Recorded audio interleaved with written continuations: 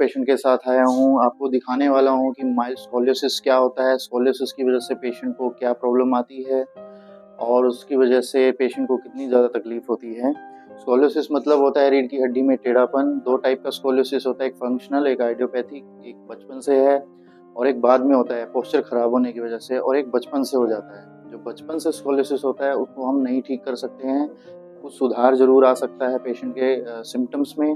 अगर patient posture की वजह से अगर ख़राब होता है, उसके बदलाव आता है रीढ़ की हड्डी में, तो उसको हम ठीक कर सकते हैं। जैसे कि अभी मैं एक पेशेंट आपको दिखाने वाला हूँ। ये मैंने इनको रीढ़ की हड्डी है, ये इनका सैक्रोइलियक जॉइंट है। ये पीछे जो डिम्पल रहते हैं पेशेंट के, ये एक ऊपर है एक नीचे है, जिसकी वजह से ये लाइन टेढ़ी जा रही है और ये रीढ़ की हड्डी इनकी जुड़ी हुई है, जिसकी वजह से ये जो हिप है ये नीचे दिखेगा आपको और ये ऊपर दिखेगा। ठीक है, मतलब ये ऊपर है ये नीचे है, और पेशेंट जो है इसमें टेढ़ेपन भी आ गया है, इसकी वजह से इनका जो है टेढ़ापन आ चुका है। जब पेशेंट टेढ़ा होता है तो सारा प्रेशर जो है एक तरफ डिस्क के इस तरफ जो है डिस्क में आएगा और पेशेंट की डिस्क कोलैप्स करेगी, और जो नर्व कंप्रेशन है वो टांग से होते हुए दोनों टांगों में भी जा सकता है और एक टांग में भी जा सकता है।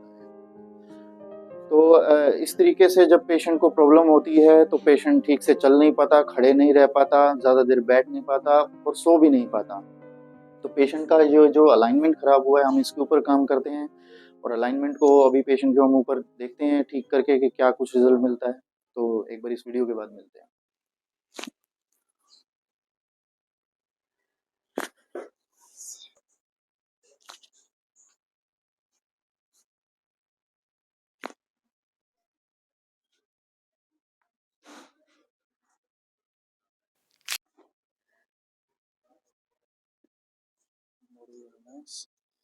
लूज और ढीला, ढीला छोड़ो।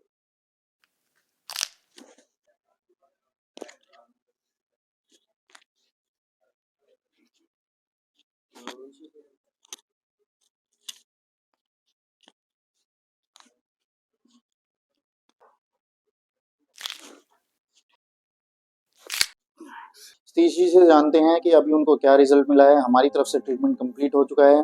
तो सतीश जी, अब आपको कैसा लग रहा है ट्रीटमेंट के बाद? फर्स्ट डे जब आप आए थे मेरे पास, तब आपकी क्या कंडीशन थी, and at the end of treatment आज के दिन आपकी क्या कंडीशन है? हमारे व्यूअर्स को आपने अच्छा। मैं जिस दिन पहले आपके क्लिनिक पे आया था तो मेरी ये हालत थी, मतलब कि मेरे दो आदमी तो गाड़ी से लाए थे और इधर मतलब 1 या 2 मिनट मेरे को बैठा भी नहीं जा रहा था। मैंने आपसे बोला सर मेरे को एक बार लेटने की जगह दो।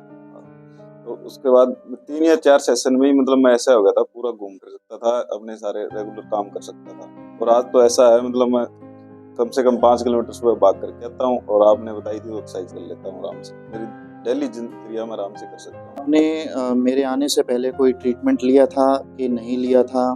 और आपको ये बताइए कि मैंने आपका ट्रीटमेंट करने से पहले आपकी प्रॉब्लम क्या बताई थी और हमने किया क्या है आपके ऊपर? आप दूसरे ट्रीटमेंट को और हमारे ट्रीटमेंट को अलग कैसे मानते हैं? अगर आप इस ट्रीटमेंट को अगर बेहतर मानते हैं तो इसको क्यों बेहतर मानते हैं?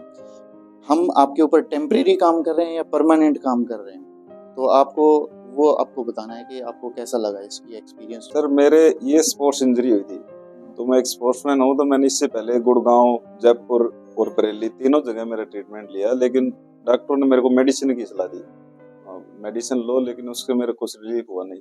लेकिन आपके आने से मतलब कि आपने मेरे बताया कि स्पाइन में टेढ़ापन है, आपने मेरे को उस चीज पे काम किया। तो उससे क्या है, अभी आप बता रहे हो बिल्कुल वो मतलब सीधी हो गई है, और मतलब आपने बीमारी की जड़ पकड़ी है सर। ऐसे नहीं मेरे को पेन किलर दे दी या और कुछ करके छोड़ दिया। तो मैं तो यही कहना चाहूंगा, जिसके भी स्पाइन में दिक्कत है एक बार डॉक्टर जी से मिले, आपको 100% रिजल्ट मिलेगा। सो पेशेंट के ऊपर उन्होंने आपको सारी कंडीशन बताई। फर्स्ट डे जब वो आए थे क्या था, एंड लास्ट डे अभी क्या कितना रिजल्ट है, पेशेंट हैप्पी है। तो बेसिकली हमने उनका अलाइनमेंट आपको मैंने अपनी इसी वीडियो में आपको फर्स्ट पार्ट डाला हुआ है वीडियो में, इनको प्रॉब्लम एक्चुअल थी क्या और हमने किया क्या है ट्रीटमेंट में। अच्छा, इस ट्रीटमेंट की खासियत ये है कि जब पेशेंट ठीक होता है तो परमानेंट ठीक होता है। टेम्परेरी हम लोग पेशेंट को ठीक नहीं करते, परमानेंट करते हैं। क्योंकि जब आपकी बॉडी की किसी अलाइनमेंट ही आपकी टिल्ट हो गई है, टेढ़ापन आ गया है, तो आप कोई भी थेरेपी करवा लीजिए, कोई मर्जी ट्रीटमेंट ले लो, लेकिन जब तक आपका टेढ़ापन सही जगह पे नहीं आएगा, आपको कुछ दिन के बाद अगर आप कोई और भी ट्रीटमेंट लेते हैं एक बार आपको रिलीफ आएगा, लेकिन कुछ टाइम के बाद आपको दिक्कत दोबारा आनी शुरू हो जाएगी। तो आपकी दिक्कत दोबारा ना आए उसके लिए आपका अलाइनमेंट ठीक होना बहुत बहुत ज़्यादा ज़रूरी है। और आपको अगर ऐसी प्रॉब्लम आती है तो मैं हर बार की तरह कहूँगा, प्लीज़ उसको इग्नोर ना करें, जल्दी से जल्दी कायरोप्रैक्टर को दिखाएं और अपना इलाज करवाएं।